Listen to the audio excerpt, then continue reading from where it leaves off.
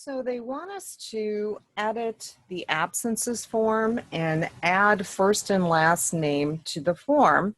But in order for us to do that, we actually need to relate the employee and the absences table, because right now they are not related. So we're going to go into database tools and go into relationships. And this is what they have for relationships among the tables. And in order for us to display the first and last name in the absence form, there has to be a relationship between employees and absences. So we're going to click on Show Table. We're going to add absences to our relationship window by double-clicking. And then I'm going to close Show Table. And then I'm going to take my employee ID and left drag it to the employee ID and absences. And once I'm pointing at the employee ID and absences, I'm going to release. This is going to be a one-to-many relationship. One employee can have many absences. And we've looked at this relationship before in previous chapters.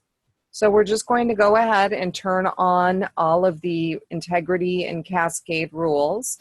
And then we're going to click on Create.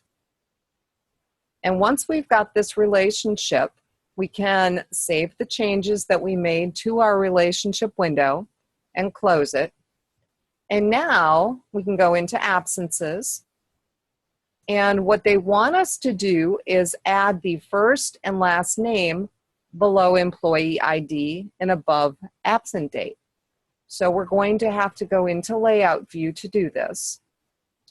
And we're going to click on Add Existing Fields.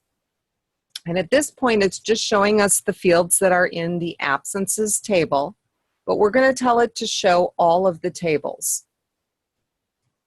And now it says fields available in related tables.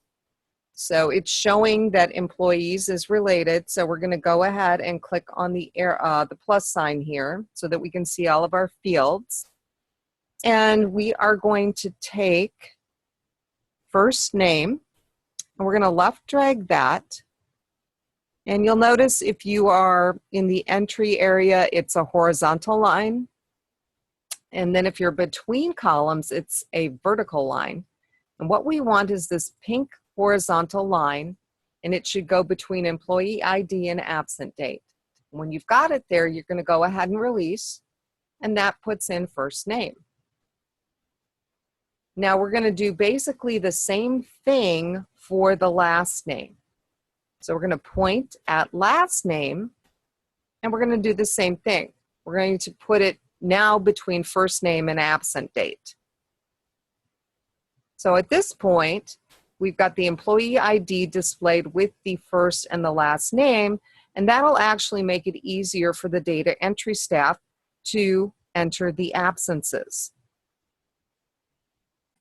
So at this point, they want us to close the field list, save our changes, and take a look at this over in Form View.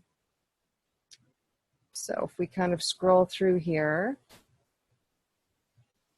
okay, you can see what we've got for absences for the various employees.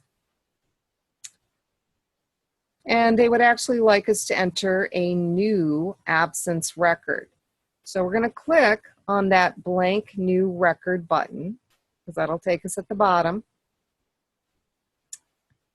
And the very first field here is ID, which is an auto number field. And remember, for those types, we do not need to type anything.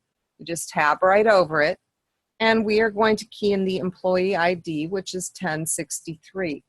Now, when I press tab, it's automatically going to pull the first and the last name from the employee table.